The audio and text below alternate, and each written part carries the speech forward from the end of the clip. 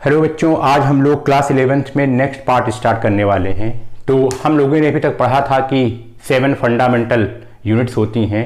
तो हमने आपको ये कहा था कि आगे चल करके हम 1 बाय 1 करके उन फंडामेंटल यूनिट्स को कैसे एक्सेप्ट किया गया, कैसे उसकी डिफिनीशन बनाई गई, क्या उसका तरीका था, तो हम लोग उसको देखेंगे।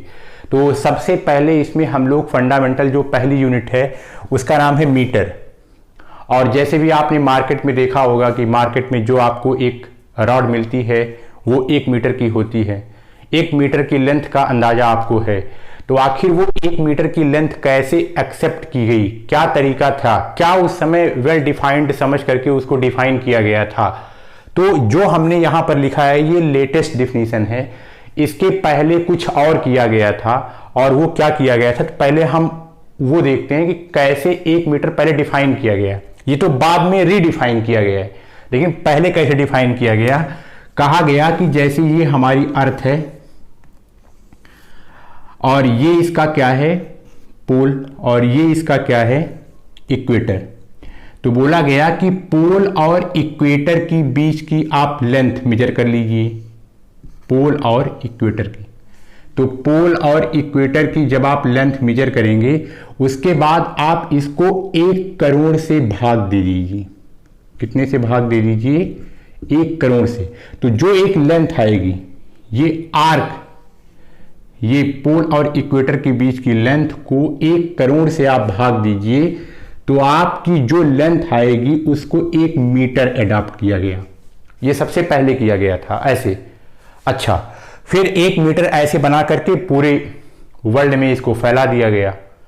लेकिन बाद में जब थोड़ा सा और इनोवेशन हुआ, लोग और रिफाइंड तरीके से सोचे, तो वो ये सोचने लगे कि ये जो डिफिनीशन है 1 मीटर की, ये बहुत प्रॉपर डिफाइन नहीं है, ये वेल डिफाइंड नहीं है। मैंने आपको ये भी कहा था कि जो यूनिट का प्रॉपर, जितने भी उसमें इंपॉर्टेंट टर्म आए हैं प्रॉपर्टी में, उसको आप अच्छी तरीके से अगर आपको समझना है तो आप यहां समझ सकते हैं। तो यहां देखिए, यहां पर बाद में सोचा गया कि जो ये डिफिनीशन है ये वेल डिफाइंड नहीं है। वो क्यों, उसका ये तरीका है, उसका कहना ये है कि जो हमारी अर्थ है वो टाइम टू टाइम अपना जो शेप है वो बदल रही है। अगर वो टाइम टू टाइम अपना शेप बदल रही है तो इसका मतलब ये पोल और इक्वेटर के बीच की डिस्टेंस तो कांस्टेंट नहीं रहेगी, वो तो बदलती चली जाएगी।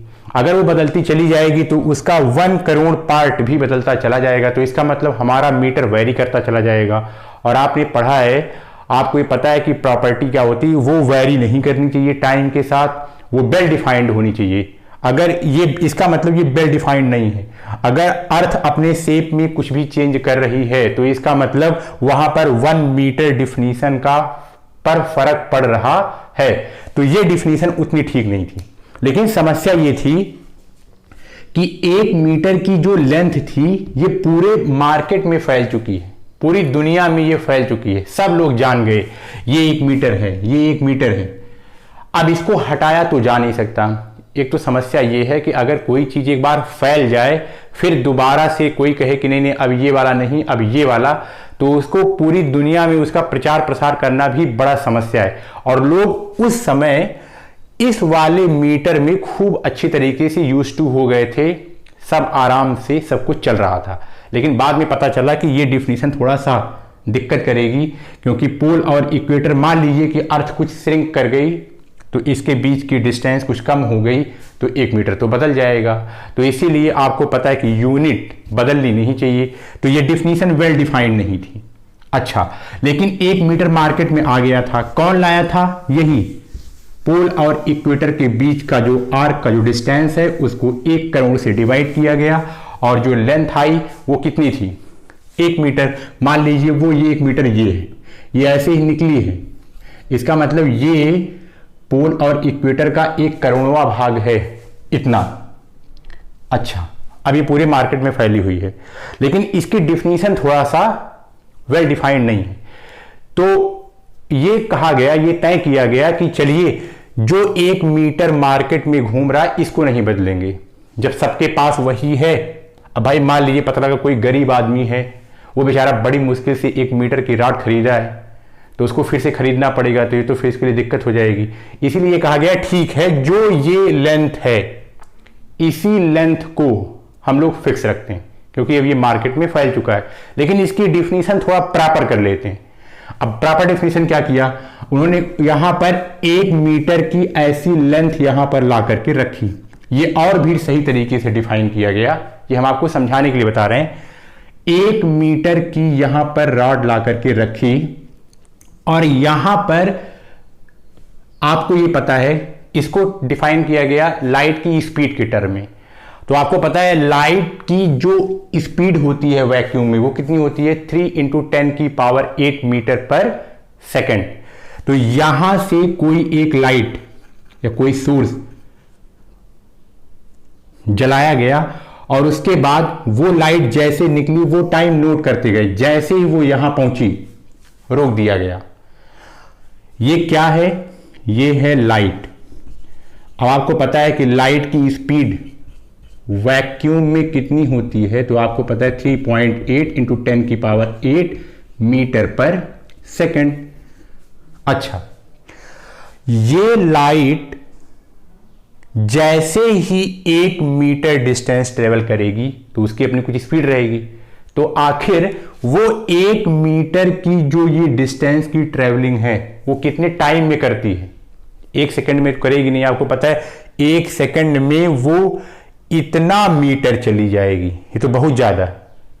तो यहां देखिए उसमें कहा गया कि ये लाइट 1 मीटर में मतलब 1 सेकंड के इतनेवे हिस्से में वो 1 मीटर डिस्टेंस ट्रेवल करती है।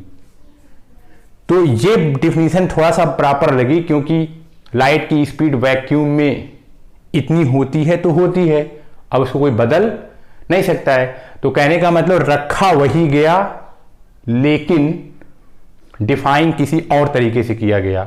तो पहले वो वेल डिफाइंड नहीं था, अपने हिसाब से उस समय उनको लग ही रहा था वेल डिफाइंड है, लेकिन और रिफाइंड तरीके से सोचा गया।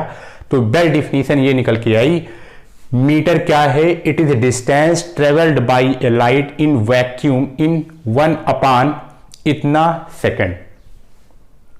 तो ये बात आपकी समझ में आ रही है। ऐसे ही एचसीवी में एक क्वेश्चन है, उनसे ये पूछा गया है आपसे कि ये बताइए कि काहे ये 1/, इतने पार्ट को ही ले रहे हैं, ये इतना गंदा सा नंबर क्यों ले रहे हैं। ये किसी को याद भी होगा, याद करने की कोई जरूरत नहीं है, थोड़ा सा अच्छा नंबर ले लिए होते, काहे 1 नहीं लिए।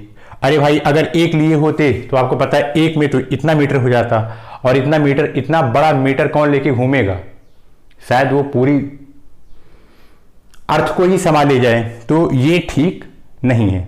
तो इसीलिए ये इतना नंबर क्यों आया, ये नंबर उन्होंने जानबूझकर नहीं रखा क्योंकि उनको पता है कि ये 1 मीटर पहले से डिफाइन हो चुका है, ये मार्केट में पूरी तरीके से है। अब इसी को एक दूसरी डिफिनीशन हमें इसके ऊपर लागू करनी है।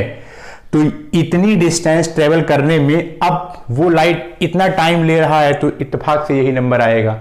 उनका कोई और इशू नहीं था कि आपको इतने कठिन नंबर याद कराए जाएं। तो ये 1 मीटर की डिफिनीशन ये बनी।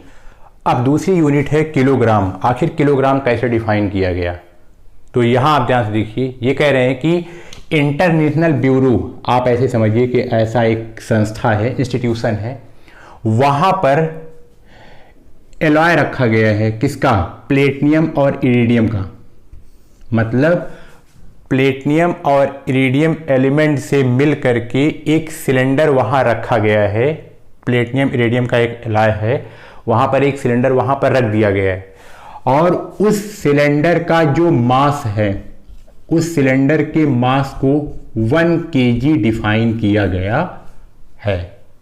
तो ये डिफिनीशन के हिसाब से ये, अब वो जहां पर रखा गया है वो वहां पर बहुत दिनों से रखा गया है, बहुत दिनों से रखा गया है, उसी को बहुत सिक्योरिटी के बीच वो रखा गया है। तो उसके मास को, प्लेटिनियम इरिडियम के एलॉय के सिलेंडर के मास को 1 kg बोला गया।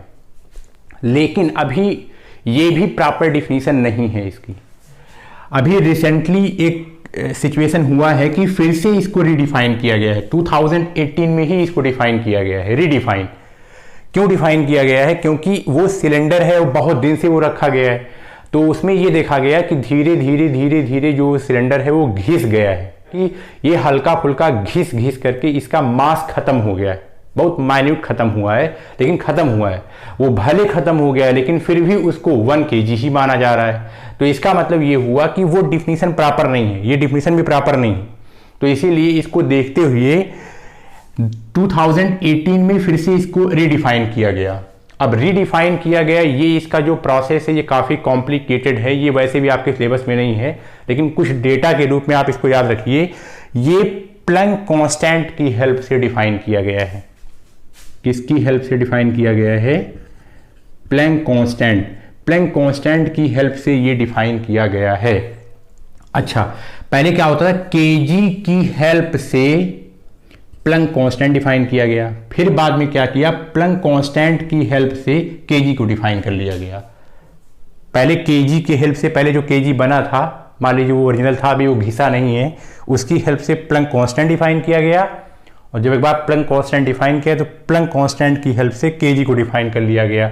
अब कहने का मतलब ये ज़्यादा अप्रूव्ड हो गया, इसको घिसने घिसाने की कोई दिक्कत नहीं है। जैसे आपको ये पता है कि अभी आपने देखा लाइट की स्पीड से मीटर को डिफाइन कर लिया गया, फिर आपको पता है कि मीटर से स्पीड को डिफाइन कर सकते हैं। तो वही तरीका, कुछ लॉजिक यहां पर लगाया गया है। तो ये बात आपको समझ में आ रही। अब उसमें क्या लगाया गया है वो बड़ा कॉम्प्लिकेटेड है, तो आपको वैसे भी कोई एग्जाम में पूछा नहीं जाएगा, लेकिन आप इतना जानिए कि जो रीडिफाइन किया गया है वो प्लैंक कांस्टेंट की हेल्प से किया गया है। अब उसकी फंक्शन कैसी है ये बाद में धीरे धीरे आपको आगे आने वाले समय में पता चल ही जाएगा।